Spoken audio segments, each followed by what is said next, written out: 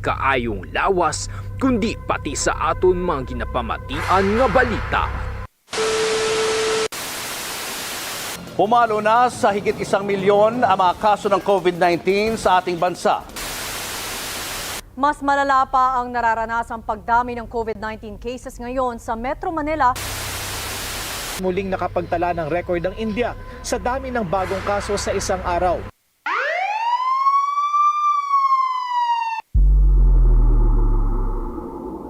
Para sa mas komprehensibo nga pagbalita, mas detalyado nga pagwaragwag sang impormasyon kag mga detalye tuhoy sa COVID-19 nga gikan sa maid-id nga pagtuon.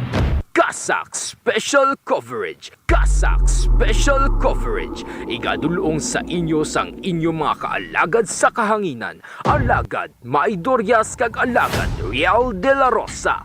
Kasak Special Coverage. Mabatian live sa Kasak Facebook page kag 88.1 Kader FM. Lunes tubto Biyernes alas 4:30 tubto alas 5 sa hapon. Kasak Special Coverage. Kasak Special Coverage. Ang alagad nyo sa pagtuo kag pagserbisyo sa tawo. Oras 88.1 Spirit FM Philippine Standard Time. 34 minutos ang nakaligad sa takna ng alas 5 sa hapon.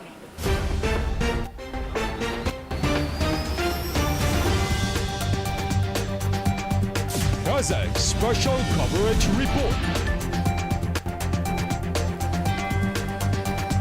Mayong hapon siyudad sang Rojas kag probinsya sang Capiz. Maayong hapon sa inyo tanan mga kaalagad. Nagapamati kag nakatutok kamo sa emergency radio station sa Archdiocese of Capiz, ini ang 88.1 Spirit FM. Kasak Special Coverage Report. Nagapalayag sa kahanginan pinaagi sa emergency broadcast permit kag ginhatag sa aton sang National Telecommunications Commission. Kag ining istasyon na ginadumala sa Capiz Archdiocese and Social Action Center, ang Social Development and Humanitarian Arm sa Archdiocese of Capiz. Kasak Special Coverage. Nagapangalagad ang programa Kasak Special Coverage para sa pagdulong sa inyo sa mga importanteng mga balita kag impormasyon na tuhoy sa COVID-19 sa pangalan sa kabugusan nga puwersa sang 88.1 Spirit FM. Ako ang inyong mangin alagad ninyo sa pagtuo kag pagserbisyo. Alagad May Durias para sa 88.1 Spirit FM Kasak Special Coverage. Kasak Special Coverage Report. Para sa mga balantayan naton nga mga balita, subong nga adlaw sang Miyerkules, petsa sa bulan sang Oktubre 2021. Balita nasyonal, Pilipinas yara sa gihapon sa moderate risk apisar sang pagnubo sang kaso sang COVID-19. Duga nga 90 tubtubi sa kagatos nga mga kamilyon nga doses ang bakuna batok sa COVID-19 pagabaklon sang national nga gobyerno para sa 2022 vaccination. Balita regional, mga nabakunahan batok sa COVID-19 sa syudad sang Iloilo naglabot na sa 47%. Samtang cremation para sa mga imol nga pamilya plano nga librehon sang Iloilo City Government. Balita lokal, masobra 35,000 ka mga doses sang Pfizer vaccines ginbaton sang probinsya sang Capiz. Kag kaugalingon nga TTMF o Contemporary Treatment and Monitoring Facility sang syudad sang Rojas, formal na ginbuksan kagahapon. Kasak Special Coverage Report. Para may bala naton mga kalagad, ang update sa kaso ng COVID-19 diri sa probinsya sang Capiz, Western Visayas kag sa bugos nga pungsod Pilipinas. Yari din ang update gikan sa Capiz Provincial Health Office kagahapon nga adlaw Oktubre 5, 2021 naka-record sang 46 ka mga bag-o nga kaso sang COVID-19. Kasak Special. Diri sa probinsya sang Capiz, bangod sini naglabot na sa 686 sa mga aktibo nga kaso o kon 7.89%. 52 sang nadugang sa mga numero sang recoveries. Kag sa karon 7,604 ang total number of recoveries so kun 87.43%. Duwang nadugang sa mga numero sang ginbawian sang kabuhi kag naglabot na sa 407 ang kabugusan nga numero sang mga napatay. Sa karon, ang probinsya sang Capiz ang nakabalhag na sang 8,697 ka mga kaso sang COVID-19. Wasag Special Coverage Report. Samtang sa pinakaulihing case bulletin sang Department of Health Western Visayas, kagahapon nga adlaw naka-record sang dugang 413 ka mga bag-ong kaso sang COVID-19 sa bilog nga Western Visayas. Bangod sini naglabot na sa 133,201 ang total cumulative number of COVID-19 cases. 16,070 pa sa karon ang active cases, samtang 553 naman ang nadugang sa mga recoveries kagahapon. Bangod sini naglabot na sa 113,996 ang total reported recoveries. 36 naman ang nadugang sa mga numero sang ginbawingan sang kabuhi, kag naglabot na sa 3,104 ang total reported deaths. Wasag Special Coverage Report. Samtang sa update sang COVID-19 sa bilog nga pungsod Pilipinas, subong nga adlaw nakabalhag sang 9,868 ka mga bag-ong nga kaso sang COVID-19. Bangod sini naglabot na sa 2,622,917 ang kabugusan nga numero sang nalatnan sang balatian sa pungsod Pilipinas. 112,807 naman o kon 4.3% ang total active cases. 133 ang nadugang sa mga numero sang nag-ayo kag naglabot na sa 2,471,282 kon 94.2% ang total reported recoveries. Wala siyang gibutang ang Department of Health subong adlaw sa mga numero sang napatay, nagapabilin sa 38,828 ang total reported deaths o kon 1.48%. Wasag Special Coverage. Nabatian mga kalagad ang update sa kaso ng COVID-19 diri sa pungsod Pilipinas, sa Western Visayas, kag sa probinsya sang Capiz. Oras naton 39 minutos ang nakaligad sa tak ng alas 5 sa hapon. Sa akon nga pagbalik, idunong ko sa inyo mga detalye sang aton nga mga nakalinyadang nga mga balita. Magabalik ang kasak special coverage matapos ini mga importante nga mga pahibalo. Ang dengue, isa ka acute viral infection nga makuha paagi sa kagat sang lamok nga Aedes aegypti. Ini nga balatian makalalaton kag makamamatay. Kung mapabayaan ang tawo nga malatnan sini nga balatian, mahimo ini mangintunaan sang iya kamatayon. Yari ang mga sintomas sang balatian nga dengue. Mataas nga hilanat, nagapalanakit ang lawas, pagpalangluya, rashes sa lawas, pagdugo sang islo kag ilong, pagsakit sang tiyan, maitom ang higko kag ang pagpalanuka. Yari ang mga dapat himuon, agud malikawan kag matapna ang dengue. Tinluan sang maayo ang balay kag palibot, pangitaon kag gubon ang mga lugar kag butang nga ginaistaran kag ginaitlugan sang lamok. Takpan ang mga drum, balde, galon kag iban pa. Islan ang tubig sa turera isa ka beses kada simana. Tinluan ang sagilong sang atok. Buhuan o kunhiwaon kag pakulbon ang mga goma nga wala na ginagamit. Himuson ang mga nagalapta nga paya, bote kag lata sa palibot nga mahimo matiniran sang tubig kun mag-ulan. Magsuksok sang proteksyon sa lawas. Magsuksok sang pantalon kag bayo nga mahaba ang manggas. Magamit sang moskitero kun magtulog. Magamit sang mosquito repellent kada adlaw. Magpakonsulta sa mas temprano. Gilayon nga magpakonsulta sa doktor kung nakabatyag sang hilanat sa sulod sang duwa ka adlaw. Magsugod sa pagpaaso kung mayara sang lugar nga madamo ang kaso sang dengue kag may peligro sang outbreak agud gilayon ini nga matapna. Patyon ang kiti-kiti, tapnaon ang dengue. Ang ini nga pahanumdum, buylog nga ginadulong sa inyo sang Provincial Health Office kag Capiz Provincial Government.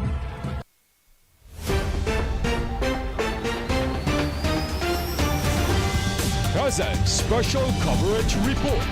Nagabalik ang kasak special coverage kag yari na ang mga detalye sang aton nga mga balita.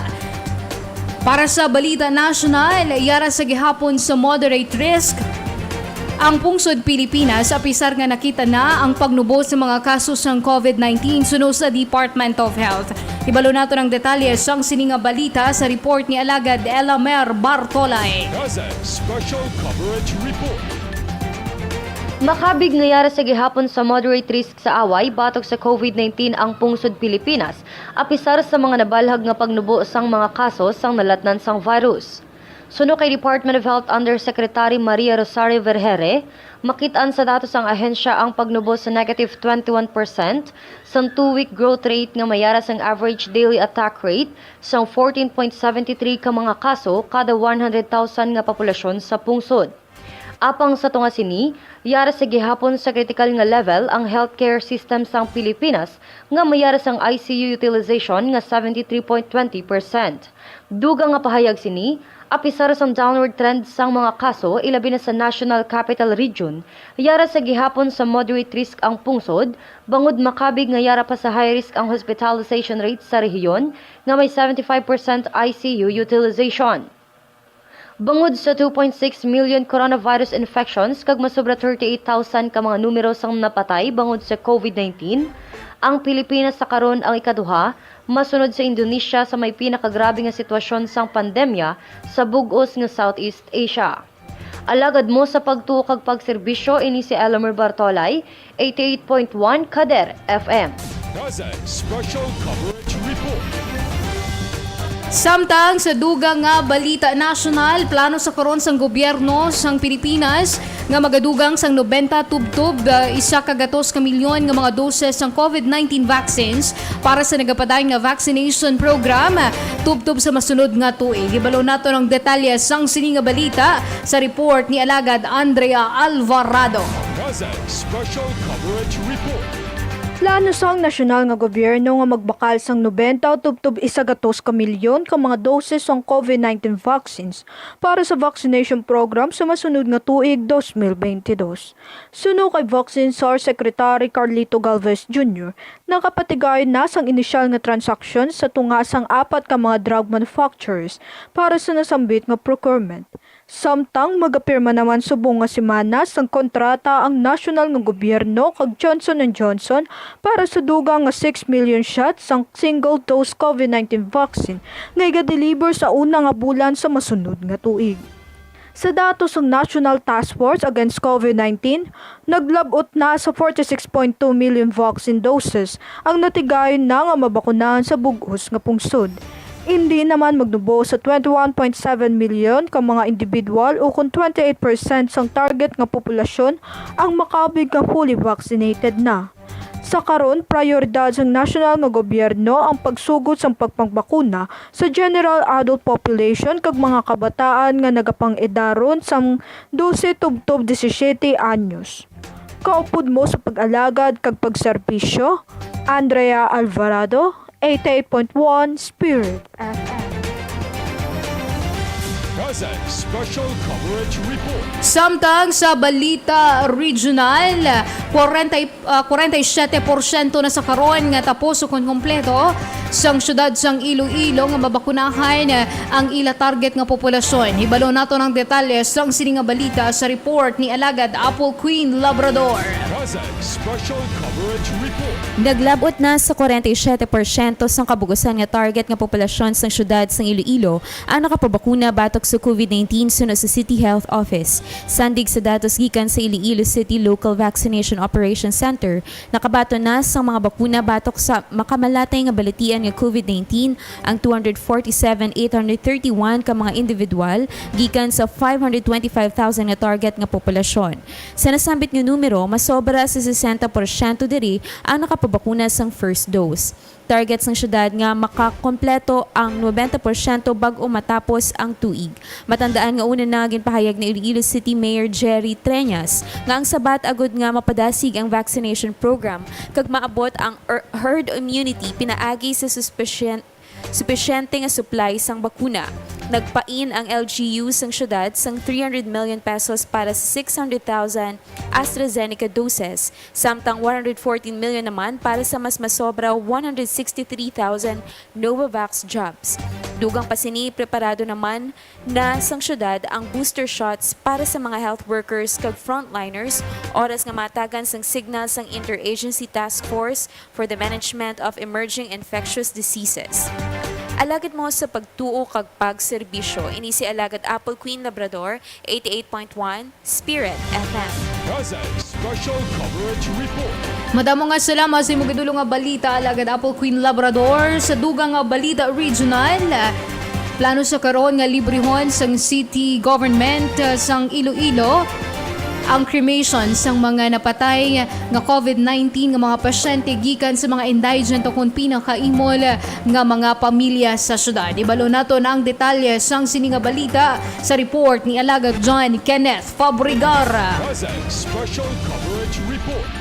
Handa na nga permahan ang Memorandum of Agreement sa tunga sang Iloilo City Government kag Gato Abesha Funeral Homes Incorporated and Crematory para sa libre nga cremation para sa mga napatay sa COVID-19 gikan sa indigent family. Suno kay Mayor Jerry Treñas, nagpasalamat ini sa tagdumalahan sa nasambit nga pasilidad sa ila nangin suporta sa away sang syudad sa COVID-19.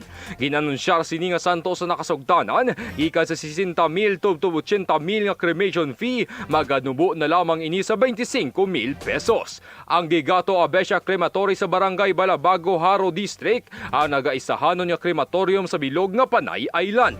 Matandaan nga sang nagligad lamang nga bulan, ginpahayag sa mga nagadumala sini nga Sanday Feli kag Greg Abesha nga mas ginpaayo pa nila ang mga pasilidad pinaagi sa pagdugang sa mga makinarya kag freezer. Ini bangod sa kadamuon sa mga nagakapatay bangod sa COVID-19, kinahanglan nga maabot nila ang mataas nga demand gikan sa mga nagkalain-lain nga kaprobinsyahanan sa Western Visayas. Tinutuyo sang nasambit nga MOA ang makabulig sa mga pamilya nga hindi makasarang magbayad sang cremation bangod sa presyo sini.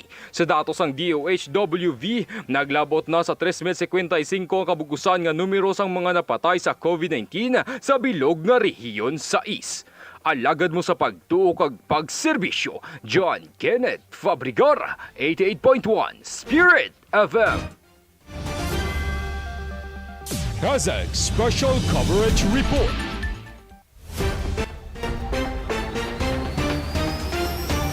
Madamo nga salamat sa imo gindulong nga balita, Alagad John Kenneth Fabregar. Samtang liton kita sa balita lokal. Ginbuksan na kagahapon kung formal nang ginbuksan ang kaugalingon nga temporary treatment and monitoring facility sang syudad sang Rojas. Ibalo nato ng detalye sang sininga balita sa report ni Alagad Real de la Rosa. Kazakh Special Coverage Report. Formal na nga ginbuksan ang kaugalingon nga temporary treatment and management facility sa ang syudad sang Rojas nga yara nahamtang sa Hortos Botanicos, Barangay Milibili sini nga syudad kahapon nga adlaw. Ang nasambit nga pasilidad ang sabat sang city government sa kakulangan sang bed capacity sa mga nagagutok na sa ospital sa syudad kag probinsya sang Capiz. Sa official Facebook page ni Mayor Ronnie Dadivas, ginpatag sini nga ang Rojas City TTMF hindi ospital kundi tulay antes makatabok ang pasyente sa ospital halin sa ilang puluyan.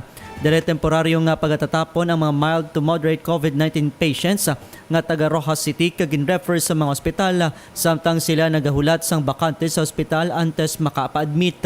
Ang nasambit nga edipisyo ang mayara sang 16 ka mga kwarto, kaugalingon nga doktor, nurse kag nursing aid nga mag-atipan sa mga pasyente 24 oras. Kompleto man ini sa oxygen concentrators kag high flow cannula. May CCTV ang kada kwarto, Wi-Fi connection, aircon, intercom kag iban pa nga kagamitan. Dugang padiri, ginpayag man sang alkalde nga ang mga pasyente nga may referral sang ospital ang makasulod sa TTMF. Hindi pwede nga magdiretso kag kinahanglan gid mag-agi sa ospital ang COVID-19 patient para sa initial assessment kag laboratory test. Samtang libre naman nga igatag sang city government ang akomodasyon nga lin sa kwarto tubtob sa medical staff kag personnel, wala diri madala ang laboratory cost kag balayran sa bulong nga kinanglanon sang pasyente bangod hindi magahalin sa ospital nga o kung nagpasulod sa ila. Panugyan ni Divas sa publiko, tingwaan sang city government nga makabulig sa mga pasyente nga nalatnan sa COVID-19, pinaagi sa paghatag sang nagakaigo nga atensyon medikal, kagagod nga matap na ang pandemya. Alagad mo sa pagtukag pagserbisyo, Real de la Rosa, 88.1 Spirit FM. Kazakh Special Coverage Report. Madamo nga salamat sa mugidulong nga balita alagad Real de la Rosa samtang sa katapusan nga balita lokal personal nga ginbaton sa mga katapusang Capiz Provincial Health Office ang 35,100 doses sang Pfizer vaccines gikan sa national nga gobyerno pinaagi sa Department of Health Western Visayas kagahapon nga adlaw Oktubre 5. Ang mga nasambit nga bakuna ay ka-31 nga batch sa mga COVID-19 vaccines nga gindonar sa Capiz para sa nagapadayon nga vaccination program sang gobyerno probinsyal. Ang mga ini ang gikan sa COVAX kag mga bakuna nga ginbakal sang local government units. Samtang patigayuno naman sang COVID-19 vaccination team sang PHO ang pagpanagtag sa mga ini sa mga local government units nga pagagamiton sa mga nabilin nga A1 frontline health workers, A2 senior citizens kag A3 persons with comorbidities sa bilog nga probinsya. Sa datos sang Provincial Health Office nga napetsahan Oktubre 1, naglabot na sa 106,259 ka mga kapisnon ang fully vaccinated now kun 19.51% sang kabugusan nga 544,670 nga target nga populasyon. Kazakh Special Coverage Report. Nabatian mga kalagad ang mga balita nga gindulong sa inyo sang 88.1 Spirit FM news correspondents kag volunteer reporters gikan diri sa Kazakh News Team. Madamo nga salamat sa tanang nga nagupod sa aton sa sining edisyon sang Kazakh Special Coverage para sa padayon nga pagdulong sa inyo sa mga importanteng mga balita kag impormasyon tuhoy sa COVID-19. Sa pangalan sang kabugusan nga puwersa sang sining estasyon sa aton nga overall chairman, His Eminence Jose Cardinal Advincula, Managing and Social Action Director Reverend Father Mark Renflor, sa atong Program Manager Father Francisco Casalda Jr. Sa pangalan sang aton Station Manager Reverend Father John Dave Ebalia, aton mga Technical Directors Engineer RJ Borja, alagad Mingming Wego, kag akong partner technical alagad Maria Jean Lorin Balgo. So kung naman ang inyo nangin alagad nyo sa pagtuo kag pagserbisyo ni sa alagad May Durias para sa 88.1 Spirit FM Kazakh Special Coverage. Sa amon mga pinalangga nga mga tagpalamati, ang aton temporaryo nga pagpangalagad sa kahanginan gamit ang 88.1 nga radio frequency sa pangalan nga Kader FM, ang sakaron magabaylo bilang 88.1 Spirit FM. Ang ining istasyon ng ginapanag-iyahan sang Archdiocese